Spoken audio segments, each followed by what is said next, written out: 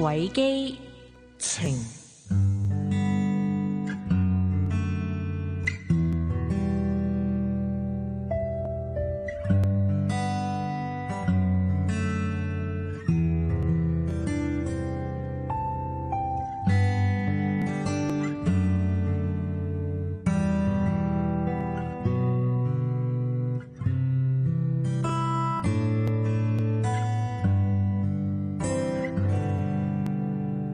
無論你係學習之中、工作之中，喺生活嘅裏邊，大家希望過住一啲平凡，但係又會令自己驚喜嘅生活片段。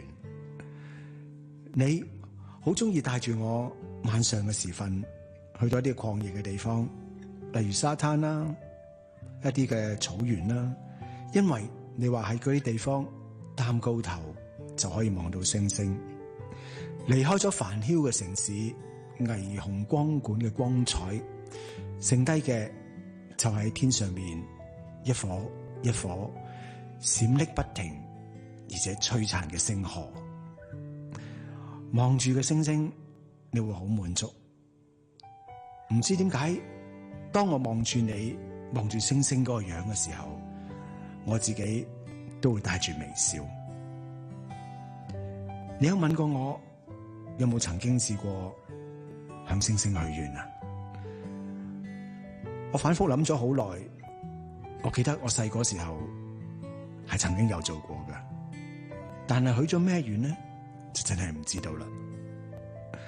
你話望住滿天密密麻麻嘅小星星嘅時候，就好似咧一道嘅星河，慢慢好似鑽石咁樣樣墜落一塊鏡度。嗰塊鏡就係呢個大海啦。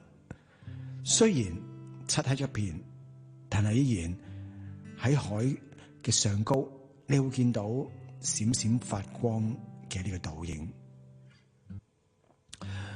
到底流星嘅美麗同埋璀璨，係咪就好似學你講嘅一般咁經典、咁着迷呢？我有時亦都會提出自己嘅意見。我會話我比較中意睇月亮，因為月亮比較簡潔，同埋佢每一晚佢形狀亦都唔一樣。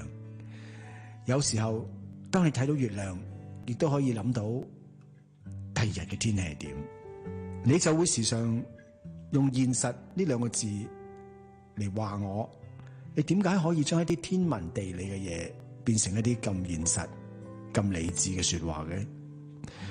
仿佛欣賞星河，欣賞月亮，欣賞呢個大自然，最好就唔好將第二日一啲好可能要經歷嘅煩惱啦，甚至乎將自己帶去未來。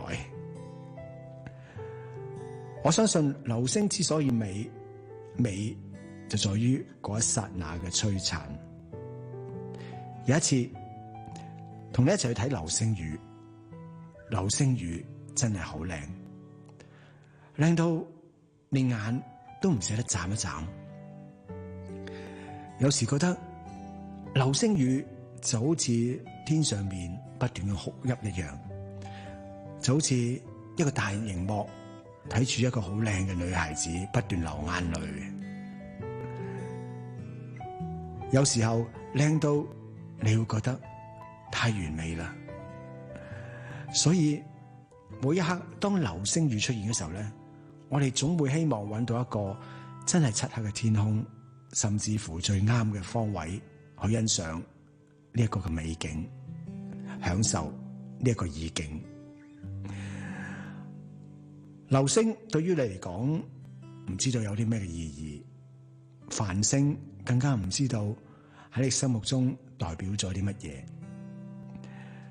但係呢啲自然景象對於我嚟講，已經成為咗未來要回憶嘅其中每一段美好嘅片段。同佢一齊